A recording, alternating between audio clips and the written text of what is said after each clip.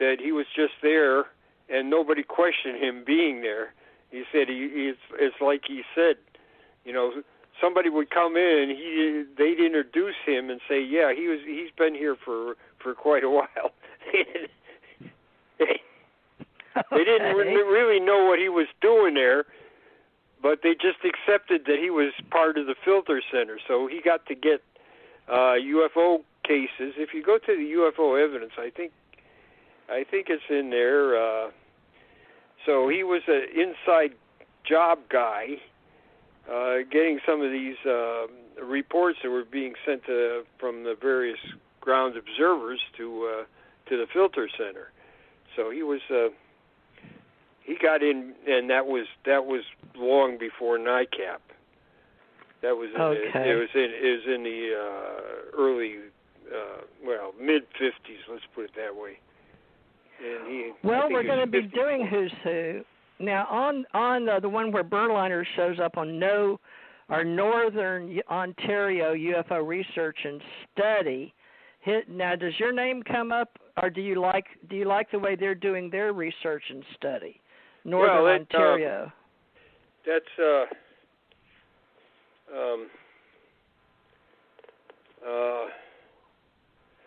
Michael. Good grief. Well, your picture's on here for the United States.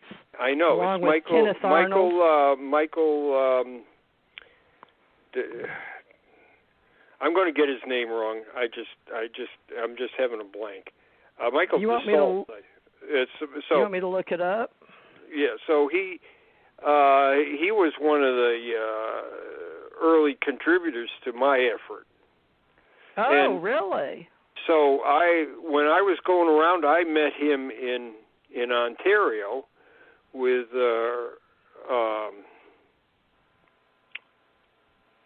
I'm having Earl Bruce Knapp. Yeah, Bruce Knapp. And Earl Bruce Knapp was he ran the UFO updates email list, and they had about 1,000 people on it. Oh, my gosh. Send stuff in all the time. But Michael went ahead and he helped me with gathering Canadian reports. And he's got, like I said, he's got his own website now. Like I said, as I was going around the country, I didn't necessarily just go to libraries too. I visited ufologists, and they let me look at their collections. So I visited Chris Rakowski in Manitoba, and I visited people all around the country when I was doing the Project 1947. I visited people at different places, and of course, one of the places is Walt Andrews let me look at the MUFON files, and that's when they were in Texas, Seguin, Texas.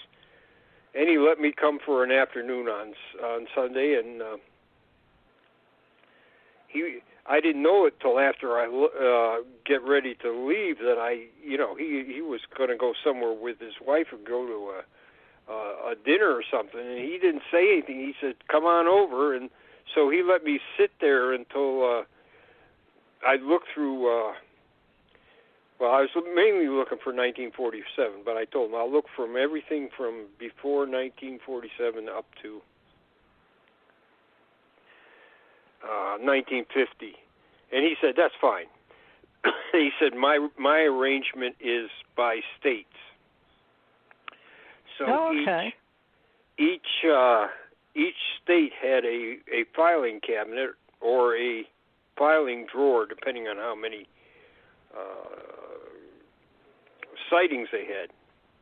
And since MUFON was founded in 1969, they didn't have very many early sightings like I was looking for. So I was able to do that in a couple hours, and then I left. I got ready to leave, and then I really was embarrassed because he and his wife they were just waiting around for me to leave so they could go to this dinner.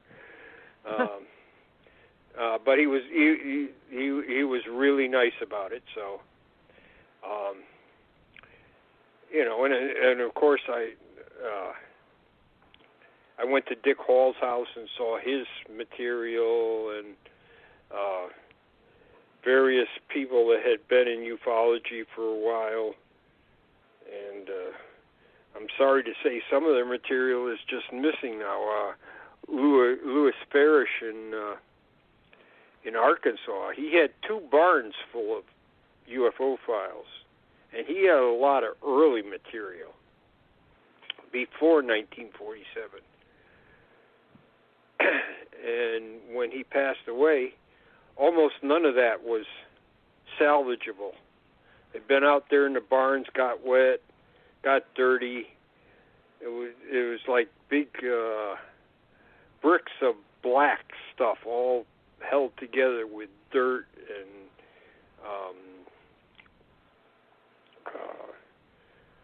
bird feces and things like that. So I think the amount that Dave Mahler salvaged was only about 2 filing drawers. So that's a real tragedy there. And like I said, I visited people all over the country. And some were no longer in ufology, but they let me look at their material. Well, this young man, Michael Deschamps, or Deschamps, however you say it. Yeah, Michael Deschamps. That's it. See, I keep wanting to say Dassault because I know a Dassault up there. Yeah, Michael Deschamps. He was, he and Earl Bruce Knapp, and I think we met 3 or 4 other people up there. And so I've got it in my notebook somewhere, but... Okay, so you agree that his are pretty substantial, and would you agree that I should include those? Would you agree that I should include his link, like yours, in our UFO Association, bringing all the different links together? Okay. He has some excellent things there. Okay, well he'll be. He helped me with Canadian government material too. He had done a lot of research. So he's a good guy. He's a good guy, right? Awesome. Yeah. Good. Well, I look forward. I may have talked to him before. I don't really remember. So he's going to be one of our Who's Who people. So anybody that's got a really good sharing open source like for people. Now, some of them still have membership, right? But right now we don't. You and I don't. But we're doing oral archives like your group you recommended. But he has published material and letters to the editor, newspaper interviews, television interviews, and then he links them. So we'll do our best, folks. I've only got Janet and Suzanne and what websites we've got, but we're looking at scientists, UFOs, pilots, cops, saucers, and Suzanne's brought to the table one of the old 30-year-old police officer or officer. We're going to get them all together, folks. We're going to do our best with Ace Folklife and have different divisions. So Northern Ontario UFO Research Study. Now, do they affiliate with you personally or with CUFOS and MUFON? How do you guys interplay in UFO research? Well, and study? Everybody just helps. Yeah, I don't have 300 people. I started off, and people.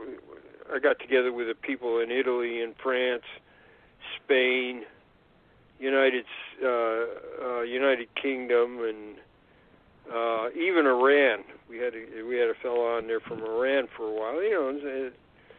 It was a pretty lively thing, but email gives way to other things.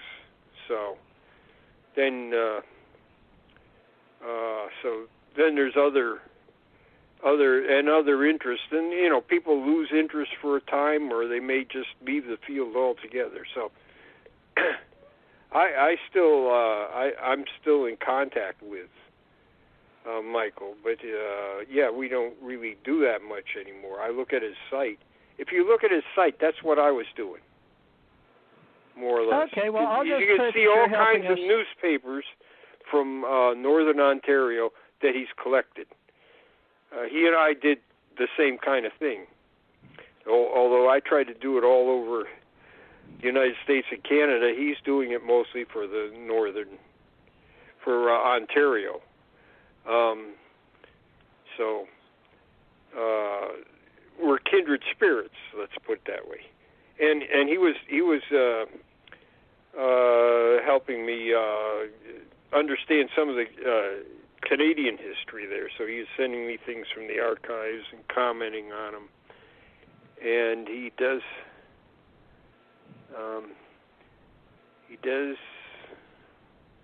have, I think he was writing a book. I'm not sure if he ever published it.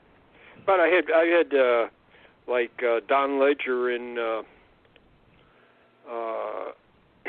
Nova Scotia, and he just maritime UFOs. He published a book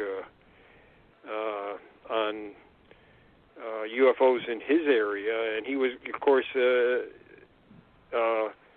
very big in the investigation of Shag Harbor, which is still ongoing.